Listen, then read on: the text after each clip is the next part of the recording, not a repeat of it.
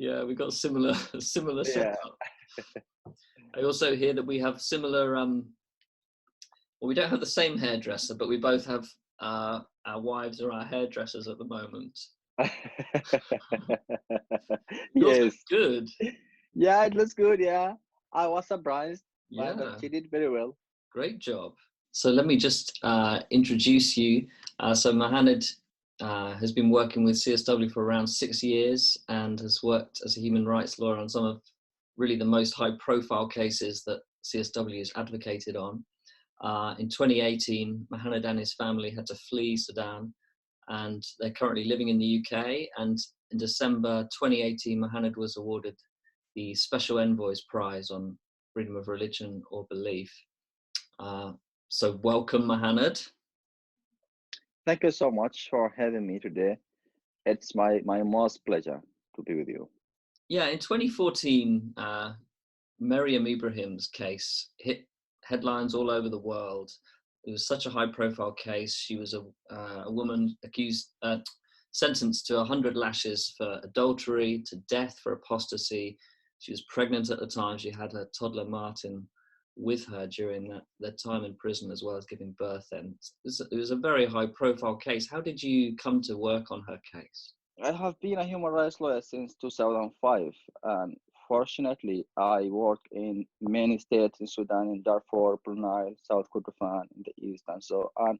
So one of my colleagues contacted me, introduced me to Daniel, Mariam's ex. So I represented Mariam. She has a lawyer at that time, but her advice to Mariam is to renounce her Christianity, and that was a fundamental disagreement between them. So she has to withdraw, and I continue with Mariam, Okay. along with my legal team. Yeah, she said that at the time, so many people were pressuring her.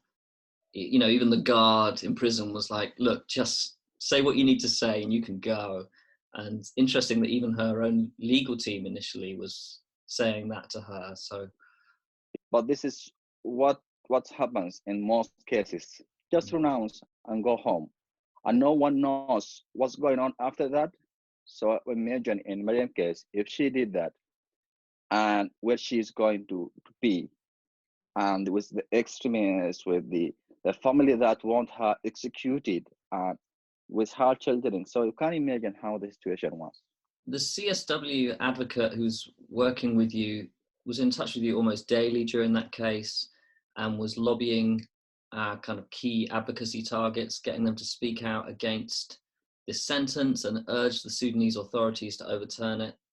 And at the same time as that, I think over 60,000 people in the UK, US, Latin America were all campaigning for Miriam's release. I wonder if you could just give us a bit of an insight. How do the advocacy and the campaigning and mobilization, how does that kind of complement the work that you were doing at the time on Miriam's case in Sudan?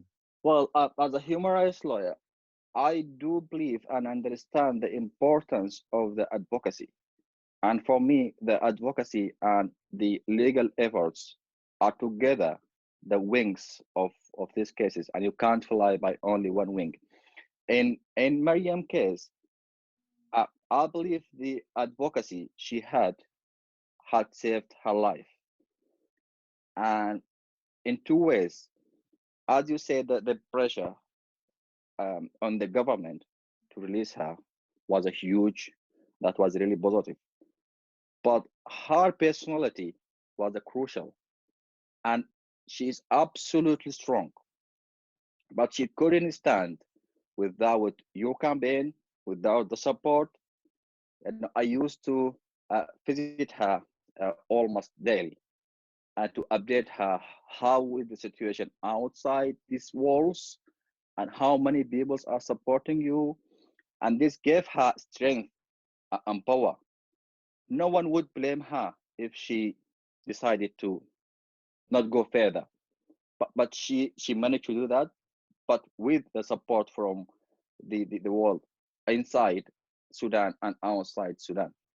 And I received lots of letters, lots of cards, and I used to show her these letters and these cards and see how people are supporting you, and some Facebook uh, uh, also uh, campaigns, Save Meriam. And so, yeah, and to be honest, everyone thought she's going to give up. It was like gamble. She will renounce. She will not. She was. I myself, I had no doubt she will fight to the last. But yeah, yeah, the campaign was really important, and the campaign also protected us as a lawyer. You know, it wasn't an issue for NISS to arrest us, and this is happening as normal in Sudan. But the campaign in and outside Sudan, it really protected us. Mm, that is so interesting because, yeah, I was definitely aware that of the work that the campaigning does in terms of putting pressure on Sudanese authorities, but I hadn't really thought about how, yeah, those acts of solidarity would have really helped Miriam. I also didn't realize, yeah, the way that you are also protected in some way, at least, by the campaigning that's happening there. Yeah, Ness asked me to convince Miriam to renounce her Christianity, and if not, me and her both will be in trouble, and my colleagues as well. And the case wasn't that familiar and wasn't that popular at that time. But after 15th of May, the case has been very mentioned everywhere, and we become non-lawyers. So this is like shield us. Can you tell us, what did it feel like when Miriam was actually finally released? Relief, I would say, relief, but still worried. There is so many extremists that calling for her death, and they threatened her life and publicly said, if the court did not execute her, we are going to take the law of Allah by our hand. Mm. So it was really dangerous situation for her, and I was really worried about the situation. Yeah, Yeah, and I think that is so true for so many cases that we work on.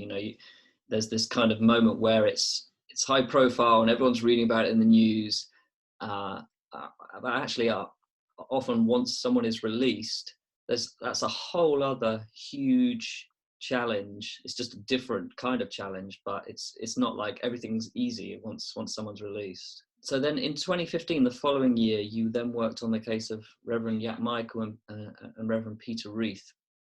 And that was kind of the first of several cases where religious leaders were particularly targeted with death penalty charges. So again, that's another kind of quite high profile case. I guess by that point, you were kind of becoming known for working particularly on these kind of religious freedom cases. yes, I was.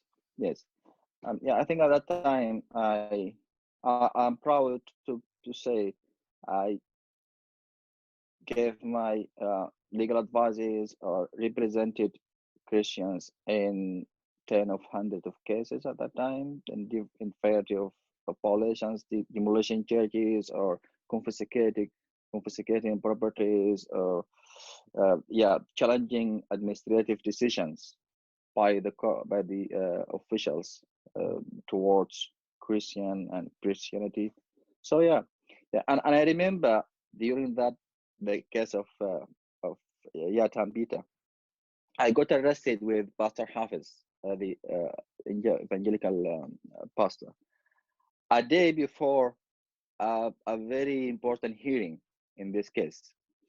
I had no doubt I would stay at least until next day, so I will miss the hearing.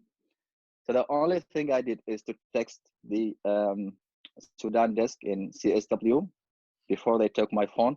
I just sent a message. I got arrested with Basar Hafiz in uh, Bahrain. A couple of hours, they called us and they said, "Well, you can go." I said, "Really? Are you serious?" "Yeah, you can go." When I when I left the custody, I realized that everyone on the planet knows I was arrested. Uh, I realized that I was really known.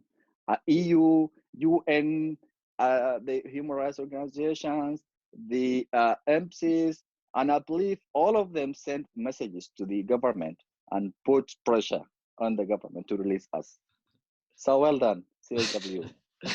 That's a great story. So you have mentioned, a lot of really serious harassment that you were getting, and in 2018, you and your family finally had to flee Sudan.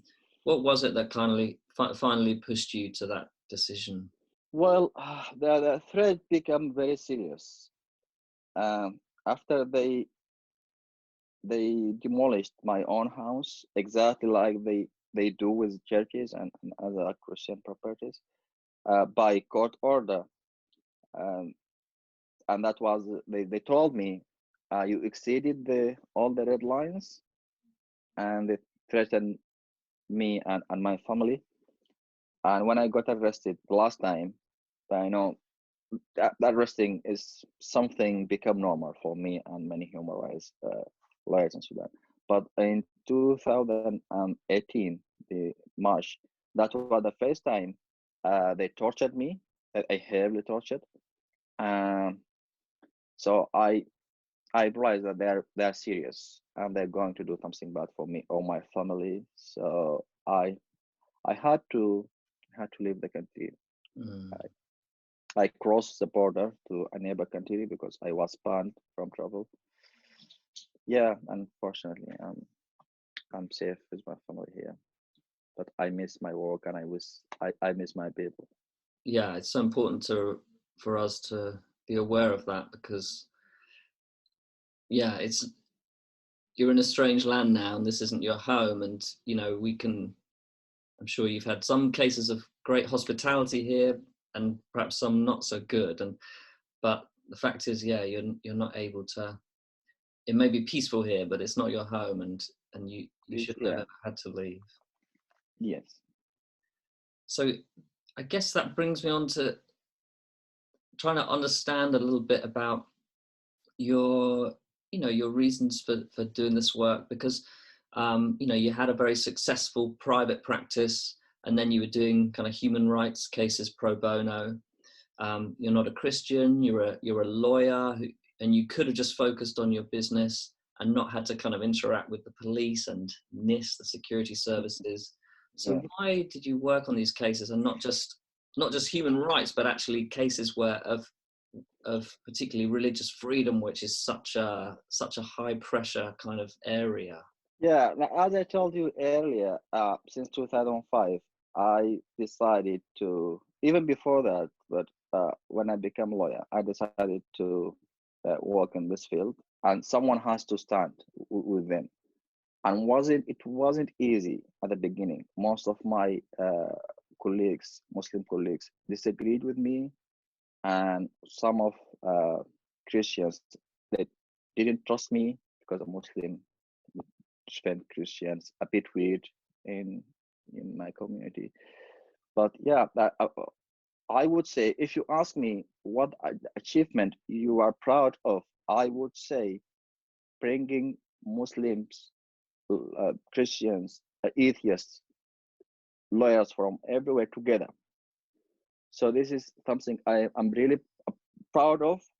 And those lawyers, I built good connections, good network of lawyers that are defending freedom of belief, and they're still fighting there.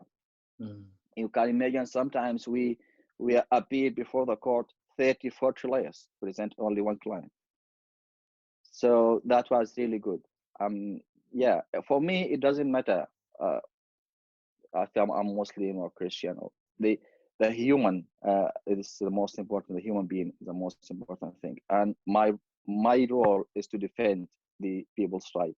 So that's why I decided to stand with my brothers and sisters Christian. Yeah, that's Yeah, wonderful. And I think, yeah, you should be so proud of that work, and also proud of, yeah, the ways in which through doing that you're really breaking down barriers between religious groups. And so last year Sudan was in the news with kind of protesters on the streets and the overthrow of President al-Bashir. Real sense of hope at that time, and all that was going on back home for you while you were here in the UK. How did you feel during that time, and how were you able to contribute even though you were over here as part of the diaspora? It's heartbroken to miss the moment when Bashir and his regime fell down. It is really heartbroken. Yeah, but yeah, we did it. At the end, we did it. And am I right in thinking you testified with us, was it at Geneva, and just shared about your experiences? Yes, of course. Yeah, this kind of the activities. Yeah, so I was in Geneva with CSW, and this kind of the activities I worked on. Yeah, it's just so important in those forums for people to be able to hear directly from those who experience those things and who can really give a true account. Yeah, and thank you. I couldn't be able to do that without your support. Well, Mohaned, we just appreciate you so much, and we just value so much the working relationship of so many years, and it's just a really awesome thing. Perhaps we could just end, you could share with us, perhaps you and your family, you know, you're here now in the UK. Is there something that we can be praying for you? Yeah, pray for Sudan and for its stability, so my family and I could go there one day, and yeah, and enjoy the sun back home. Yeah, that's something we can't really offer you here, I'm afraid. Well, this has been really good to talk to you, and really appreciate your time. Thank you so much. Thank you so much. My pleasure.